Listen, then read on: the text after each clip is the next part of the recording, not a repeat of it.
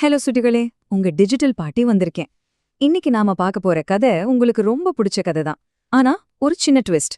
இத ஒரு குட்டி தைரியமான எலியோட பார்வையில இருந்து பார்க்க போறோம். ஆமா, நான் தான் அந்த எலின்னு கற்பனை செஞ்சுக்கோங்க. ஒரு சின்ன எலிக்கு இந்த பெரிய காடு எப்படி இருக்கும்? வாங்க கதைக்குள்ள போகலாம். ஒரு சின்னஞ்சிறு எலியால உண்மையிலே ஒரு பெரிய கர்ஜிக்கிற சிங்கத்தை காப்பாற்ற முடியுமா? என்னடா இது, நம்மளை விட பல மடங்கு பெரிய ஒருத்தருக்கு நாம எப்படிப்பா உதவி செய்ய முடியும்னு யோசிக்கிறீங்களா? அவ்வளோ பெரிய காட்டு ராஜாவுக்கு இந்த குட்டி எலி எப்படி ஒரு சூப்பர் ஹீரோவா மாறுச்சின்னு தெரிஞ்சுக்க ஆர்வமா இருக்கா? வாங்க பாப்போம். நம்ம கதையோட முதல் பகுதி, தூங்கும் ராட்சசன். ஒரு அழகான அமைதியான காடு. அங்க ஒரு பக்கம் பாத்தீங்கன்னா மலை மாறி மிகப்பெரிய பயங்கரமான சிங்கம், இன்னொரு பக்கம் சின்னஞ்சிறிய சுட்டித்தனமான நான்.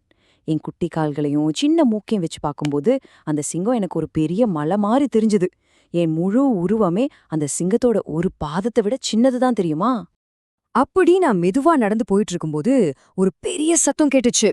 கர் புர் அப்படின்னு பயங்கரமான கொரட்ட சத்தம். எட்டி பார்த்தா அடையப்பா, அந்த ராட்சச சிங்கம் ஒரு பெரிய மான்கறிய ஒரு பிடி பிடிச்சிட்டு மரத்தடியில நல்லா கொரட்டை விட்டு தூங்கிட்டு இருந்துச்சு.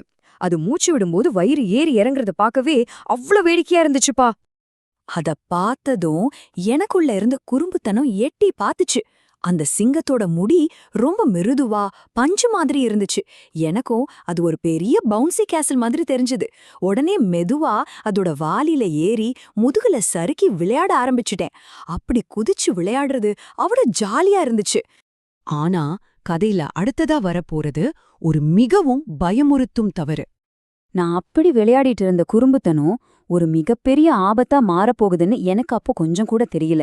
திடீர்னு ஒரு பெரிய பூகம்பம் வந்த மாதிரி அந்த சிங்கம் சிலுப்பிக்கிட்டு எழுந்துருச்சு. கர்ரோ அப்படின்னு ஒரு பயங்கரமான கர்ஜனை. தன்னோட தூக்கத்தை கெடுத்தது யாருன்னு அந்த காட்டு ராஜா ரொம்ப கோபமா விழித்தெழுந்தது. அதோட கண்களை பார்த்தா அப்படியே நெருப்பு பந்து மாதிரி செவந்திருந்துச்சு. என் உயிரே போயிடுச்சு. எனக்கு கை காலெல்லாம் நடுங்க ஆரம்பிச்சிடுச்சு. சிங்கம் தன்னோட மிகப்பெரிய பாதத்தால என்ன டப்புன்னு புடிச்சுக்குச்சு. அந்த பெரிய பாதத்துக்கு அடியில நான் மாட்டிக்கிட்டேன். தப்பிக்க வழியே இல்ல. அவ்வளவுதாண்டா இல்லையாரே, இன்னைக்கு நம்ம சிங்கத்துக்கு ஸ்நாக்ஸ் ஆக போறோம்னு நினைச்சு என் குட்டி இதையும் டப் டப் டப்புன்னு அதிவேகமா அடிச்சுக்குச்சு. வேற வழியே இல்லாம என் சின்னஞ்சிறு கைகளை கூப்பி ரொம்ப பரிதாபமா கீச் கீச் குரல்ல சிங்கத்துக்கிட்ட கெஞ்சின. ஓ காட்டுராஜாவே, தயவு செஞ்சு என்ன மன்னிச்சிடுங்க. இந்த சின்ன எலியோட அறியாமைய மன்னிச்சு என்னை இன்னைக்கு உயிரோட விட்டுடுங்க. என்றாவது ஒரு நாள் உங்களுக்கு ஒரு ஆபத்துன்னா நான் கண்டிப்பா வந்து உதவி செய்வேன் அப்படின்னு மன்றாடினேன். ஆனா இங்கதான் ஒரு ஆச்சரியம் நடந்துச்சு சுட்டிகளே. அந்த மிகப்பெரிய சிங்கம் என் மேல பரிதாபப்பட்டுச்சு. சிரிச்சுக்கிட்டே, சரிப்போ, நீ ரொம்ப சின்னவன், உன்னை சாப்பிட்டு என் பசி ஒன்னும் தீர போறதில்ல, இனிமேல என் தூக்கத்தை கெடுக்காதேன்னு சொல்லி என்னை விட்டுடுச்சு. அப்பாடா, உயிர் தப்புனதே பெரிய விஷயம் நினைச்சு நான் அங்கிருந்து ஷர்ருன்னு புதருக்குள்ள ஓடி மறைஞ்சிட்டேன். அடுத்து நம்ம கதையோட 3வது பகுதி, வேட்டைக்காரனின் வலை. நாட்கள் அப்படியே போச்சு. ஒரு நாள் காட்டோட ஒரு மூலையிலிருந்து ரொம்ப பரிதாபமான ஒரு சத்தம் கேட்டுச்சு. அது நம்ம சிங்கத்தோட சத்தம்தான். ஆனா அதுல கோபம் இல்ல, ரொம்ப வலி இருந்துச்சு. நான் ஓடி போய் பார்த்தேன். ஐயோ, என்ன கொடுமை! அந்த பலசாலி சிங்கம் ஒரு வேட்டைக்காரன் விரிச்ச வலையில ரொம்ப இறுக்கமா சிக்கிக்கிச்சு. அதனால கொஞ்சம் கூட நகர முடியல. நான் கொஞ்சமும் யோசிக்காம உடனே களத்துல இறங்கினேன். அந்த சிங்கத்தோட பரிதாபமான அழுகைய கேட்டோடனே வேகமா ஓடினேன். நேரா வலைக்கிட்ட போய் என் சின்ன ஆனா ரொம்ப கூர்மையான பற்களால அந்த வலையோட கடினமான கயிறுகளை கடிக்க தொடங்கினேன். அன்னைக்கு இந்த சிங்கம் என்ன காப்பாத்துச்சு, இன்னைக்கு நான் சிங்கத்தை காப்பாத்தணும்னு முழு மூச்சோட வேலையில இறங்கினேன். நறுக் சுருக் அப்படின்னு என் கூர்மையான பற்கள் அந்த தடிமனான கயிறுகளை வேகமா அறுத்து தள்ளுச்சு. என் குட்டி தடைய வச்சுக்கிட்டு எவ்வளவு வேகமா கடிக்க முடியுமோ அவ்வளவு வேகமா கடிச்சேன். கொஞ்ச நேரத்திலேயே வலை அருந்துடுச்சு.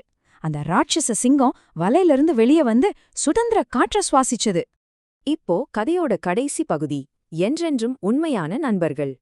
சிங்கம் என்ன பார்த்து ரொம்ப அன்பா புன்னகச்சுது. சின்ன எலியே, அன்னைக்கு உன்னை நான் ஏளனமா நினைச்சேன். ஆனா இன்னைக்கு என் உயிரையே நீதான் காப்பாற்றினாய். ரொம்ப நன்றி அப்படின்னு சொல்லுச்சு. அன்னைக்கு ஆரம்பிச்சதுதான் நாங்க 2 பேரும் பிரிக்க முடியாத பெஸ்ட் ஃப்ரெண்ட்ஸ் ஆகிட்டோம். உருவத்துக்கும் ஒருத்தரோட திறமைக்கும் எந்த சம்பந்தமும் இல்லைங்கிறத நாங்க உணர்ந்துகிட்டோம். இந்த கதையில இருந்த நாம என்ன தெரிஞ்சுக்கிறோம்? தேவைப்படும்போது உதவுபவனே உண்மையான நண்பன்.